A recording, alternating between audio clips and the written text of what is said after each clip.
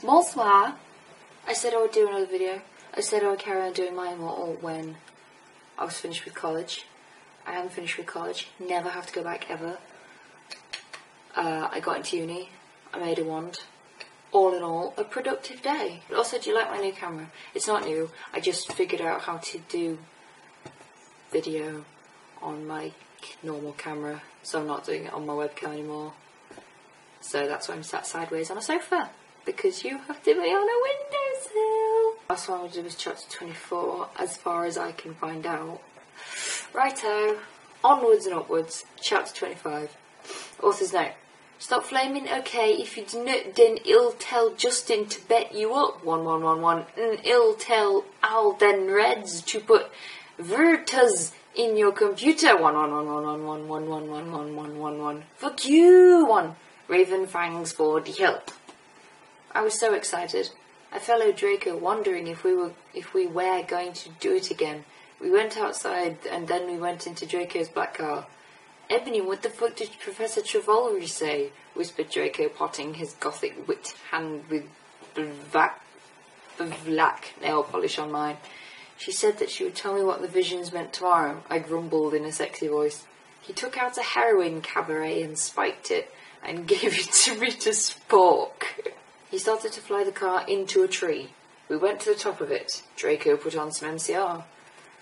Blah blah blah lyrics, sang Jared's sexy voice. We started tiling of each other's clothes fervently. He took off my black thong and my black leather bar. I took off his black boxers. Then... this is pretty high up, most amazing sex scenes in the entire thing. He put his throbbing you-know-what in my tool sexily. Fuck Draco, I screamed, having an orgasm. We stated, Frenching passively. Suddenly, I fell asleep. She really was passive. I started having a dream. In it, a black guy was shooting two gothic men with long black hair. No, please don't fucking kill us, one, they pleaded, but he just kept shooting them. He ran away in a red car. I think it was a Flintstones car, like when you put your feet through the floor and then you run and the car goes. No! Oh my fucking god! I shouted in a scared voice. Ebony, what's wrong? Draco asked me as I woke up, opening my icy blue eyes. I started to cry and tears of blood went down my face. I told Draco to call Vampire. He did it with his black Linkin Park mobile. But the worst thing was the people who were shot in the dream were... Also, I apologise that I look like shit. I haven't been able to shower properly because I can't stand up straight at the minute. I'll get round to it eventually, if I don't start to smell like a sheep first. Lucian and Sirius! Oh, it's chapter 25. Chapter 26, author's note.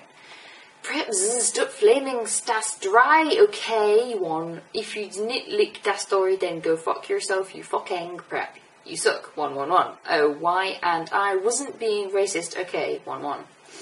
A few mutates later, Vampire came to the tree. He was wearing a black leather Jackson, black leather pants, and a good Schwallop t-shirt. Hi, Vampire, I said flirtily as I started to sob. Draco hugged me sexily, trying to comfort me. I started to cry tears of blood and then told them what happened. Oh, fuck it, Vampire shouted angrily. He started to cry sadly. What fucking dick did that? I don't know, I said. Now come on, we have to tell Dumbledore.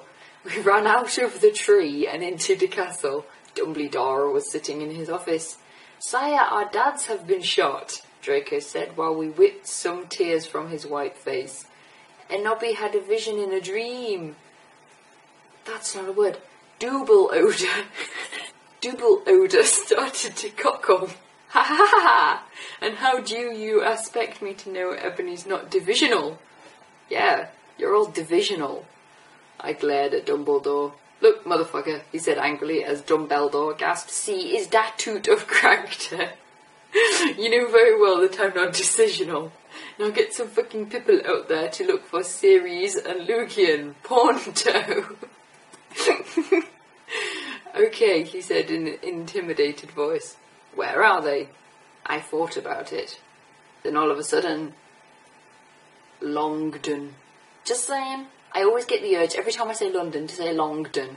Now you know why. If I say Longdon, this is why. This is why I say Longdon. Anyway, Longdon, I said. I told him which street. He went and called some people and did some stuff. After a few mistunes, he came back and said people were going out looking for them. After a while, someone called him again. He said that they had been found. Draco, Vampire and I all left to our rooms together. I went with Draco to wait in the nurse's office while Vampire went to slit his wrists in his room. We looked at each other's gothic, depressed eyes. Then we kissed. Suddenly Sirius and Lucian came in on stretchers. And Professor Sinister was behind them, one.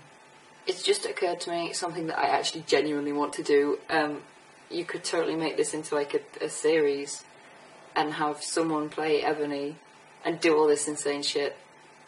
It could be beautiful. Just think about that. I think we should do that. Do you think it'd be possible to do that? I don't know, you could cast people and they could like record their own scenes.